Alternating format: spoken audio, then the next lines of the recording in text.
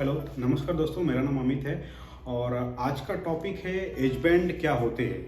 As band के लिए मेरे पास एक सैम्पल छोटा सा मैं अरेंज किया हूँ। इसके थ्रू मैं बताने की कोशिश करूँगा कि बेसिकली एज बैंड क्या होते हैं और इसका मेन यूज़ क्या होता है। और आप लोग जो मैंने ऑलरेडी वीडियो जो डाल रखा हुआ है उसको आप लोग पूरा नहीं देखते हैं। आपसे रिक्वेस्ट है कि पूरा देखिए, क्योंकि शॉर्ट वीडियो देखने की आप लोगों को जो आदत है ना, वो आप लोग इसको छोड़ दीजिए, क्योंकि रील्स 30 सेकंड के रील देख के ना आप कभी भी कुछ सीख नहीं सकते।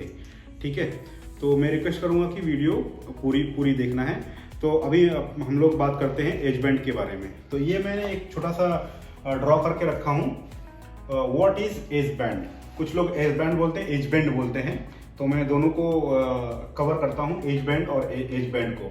ये मैंने एक ड्राइंग बनाया है। यहाँ पे ये बेसिकली एक पैनल है और इसका मैं सेक्शन बना के यहाँ फ्रंट से, अगर मैं ऐसे यहाँ पे एज बैंड लगा होगा यहाँ और यहाँ, तो कैसा दिखेगा। बेसिकली एज बैंड आप लोग देख लो, एज बैंड ये है और ये इसके ऊपर चिपकता है।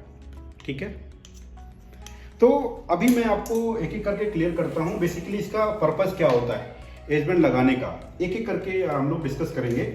एज बैंड का पर्पस पहले तो आप लोगों को पता ही होगा कि जैसे कि नाम से क्लियर है, एज बैंड।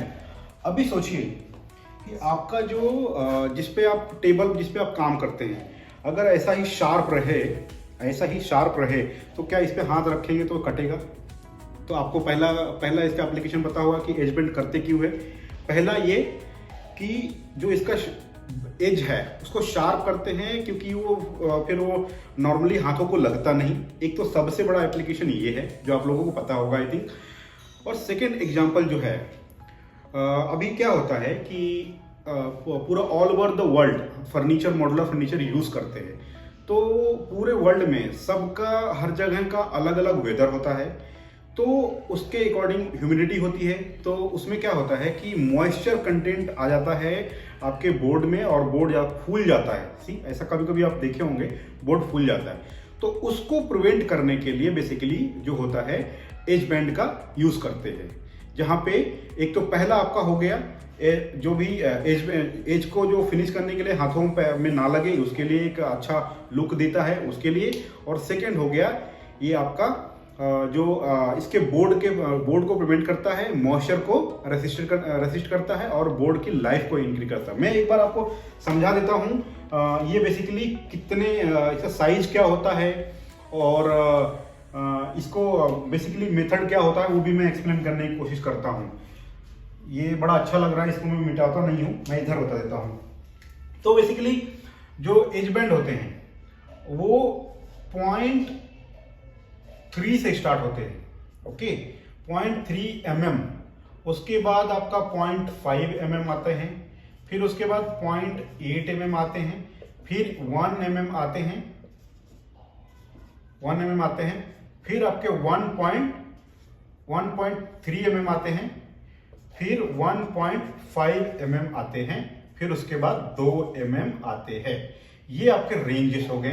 किसके रेंजेस हो गए? ये रेंज हो गए आपके, इसके थिकनेस के रेंज हो गए। करेक्ट, इसके जो थिकनेस होते हैं ना, इसका रेंज हो गया। 0.3 के भी एज बैंड मिलते हैं, बहुत रेयरली मिलते हैं। 0.5 का बहुत आसानी से, मेजरली लोग 0.8 के एज बैंड यूज करते हैं। 0.8 के एज बैंड ज्यादातर कारकस में यूज करते हैं। कारकस और क्या होता है मैं ऑलरेडी वीडियो में एक्सप्लेन किया हूं, एक बार देख सकते हैं अगर नहीं देखा है तो। उसके बाद 1 mm जनरली हम लोग क्या करते हैं, शटर में यूज करते हैं, जहां पे हम लोग ज्यादा एज चाहिए होता है, वहां पे एक एस्थेटिक लुक के लिए। 1.3 भी शटर में यूज करते हैं, 1.5 भी शटर में यूज करते हैं और 2 mm भी शटर में यूज करते हैं। तो ये बेसिकली एज बैंड का पूरा फंडा है। ये जो रेंजेस थे वो आपके थिकनेस के रेंजेस थे। मींस थिकनेस मतलब जैसा मैंने पहले बता दिया, ये थिकनेस का रेंज हो गया जो कि 0.3 से शुरू होता है और 2 mm तक का होता है। तो अभी इसके वाइड जो होते हैं ना, कितने विड्थ का आता है उसके भी रेंज का डिस्कस करते हैं। जनरली जो 18 mm का, अगर मैं इसकी बात करता हूँ, अगर मैं बात करता हूँ इस वाले बोर्ड का, अगर ये सपोज ये 18 mm है, तो कितने का ये जो आपका एज बैंड है, सपोज ये एज बैंड है, तो ये कितने का होना चाहिए? 23 mm का होना चाहिए। तो मतलब अगर मुझे 0.5 का एज बैंड लगाना है तो 23 बाई 0.5 बाई 23 mm का आपका एज बैंड यहाँ पे लगेगा, क्योंकि एक्स्ट्रा रहेगा थोड़ा सा, तभी तो इसको कट करके मशीन जो एज बैंड की मशीन है वो आपको as band properly as band कर पाएगी। तो ये बेसिकली ये रेंज मैंने बता दिया, और 18 mm के लिए क्या होता है, और मैं रेंज बताने की कोशिश करता हूं। तो जो विड्थ रेंज कितने होते हैं वो मैं बता देता हूं। मिनिमम जो होता है वो आपका होता है 22 mm विड्थ होता है। फिर उसके बाद 23 mm का होता है, ये होता है 18 mm के लिए, इसके लिए भी यूज करते हैं और इसके लिए भी यूज करते हैं, करेक्ट। ये 16 mm के लिए भी यूज हो जाएगा, और ये भी 16 mm के लिए यूज हो जाएगा। उसके बाद अगर हमारा 36 का mm का बोर्ड है, तो उस केस में क्या करेंगे, ये 18 के बाद 16 में भी हो जाएगा, 20 में भी हो जाएगा, आपका 21 तक हो सकता है ये, और सेम आपका 20 तक यूज हो जाता है, ठीक है, 16 से, ठीक है। और 36 के लिए हमें 40 mm का लेना होता है एज बैंड, जो कि अगर आपका बोर्ड अगर आपका सपोज ये 36 का है, तो आपको ये 40 mm का लेना पड़ेगा।